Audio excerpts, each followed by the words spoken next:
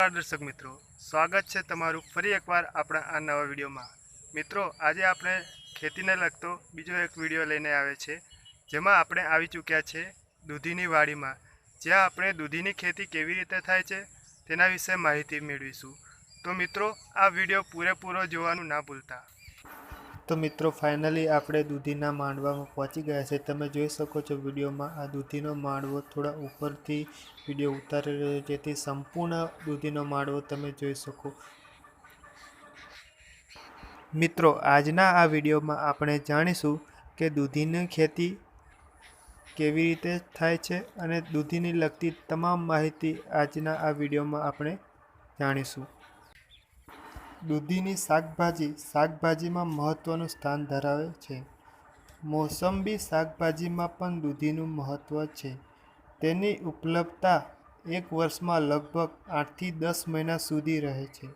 ઉત્તર ભારતના મેદાની વિસ્તારોમાં તેની ખેતી જૈદ અને ખરીફ બંને સિઝનમાં થાય છે। દૂધી શાક બનાવવા ઉપરાંત તેમાંથી રાયતા, હલવો, કોફતા વગેરે પણ બનાવવામાં આવે છે। તે પેટને સાફ કરવામાં અને કફ અને કબજિયાતને દૂર કરવામાં ખૂબ જ ફાયદાકારક છે। તમે સાયન્ટિફિક રીતે દૂધીની ખેતી કરીને સારો નફો કમાઈ શકો છો। દૂધીના પાકને લાંબા સમય સુધી ગરમ હવામાનની જરૂર પડે છે, એટલા માટે વિસ્તારો દૂધીના સારા ઉત્પાદન માટે સારા માનવામાં આવે છે। બીજ અંકુરણ માટે 30 થી 35 સેલ્સિયસ અને છોડના વિકાસ માટે 32 થી 38 સેલ્સિયસ શ્રેષ્ઠ છે। વધુ પડતો વરસાદ અને ખરાબ હવામાન બંને જીવાતો અને રોગોને પ્રોત્સાહન આપે છે। જો મિત્રો, દૂધીના વાવણીના સમયની વાત કરવામાં આવે તો ઉનાળુ પાકની વાવણી ફેબ્રુઆરીથી માર્ચ દરમિયાન કરવામાં આવે છે અને વરસાદી પાકની વાવણી જૂનથી જુલાઈ સુધી કરવામાં આવે છે।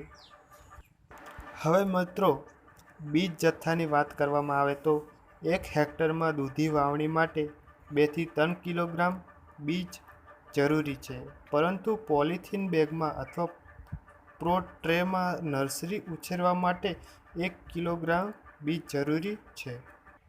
મિત્રો, તમે જોઈ શકો છો વિડીયોમાં કે દૂધીના વેલા દૂધીના માંડવામાં કેવી રીતે ફેલાયેલા છે। તમે આ ઉપરથી આ વિડીયો જોઈ શકો છો। મિત્રો, હવે જો આપણે દૂધીની જાતોની વાત કરીએ તો પૂસા નવીન, પૂસા મેઘદૂત, અરકા બહાર, કાશી ગંગા વગેરે દૂધીની અલગ અલગ જાતો છે। મિત્રો, હવે દૂધીમાં થતા રોગો વિશે વાત કરીએ તો તેમાં દૂધીમાં મુખ્યત્વે ભૂકી છારો, પાનના ટપકા, પીંછ છારો અને વિષાણુના રોગો થાય છે। મિત્રો, આ બધા રોગોને અટકાવવા માટે બજારમાં મળતી દવાઓનો આપણે ઉપયોગ કરી શકીએ છીએ। મિત્રો, તમે આ વિડીયોમાં જોઈ શકો છો કે આ દૂધીના વેલા દૂધીના આ માંડવા પર કેવી રીતે ફેલાયેલા છે અને દૂધી નીચે કેવી રીતે લટકી રહી છે, આ વિડીયોમાં તમે જોઈ શકો છો। મિત્રો, આ દૂધીનો માંડવો એ રીતે તૈયાર કરવામાં આવે છે કે જેથી કરીને આ બધું વજન આ માંડવો વેઠી શકે। જો મિત્રો, તમને આ વિડીયો પસંદ આવે તો વિડીયોને લાઈક કરી શેર કરવાનું ના ભૂલતા।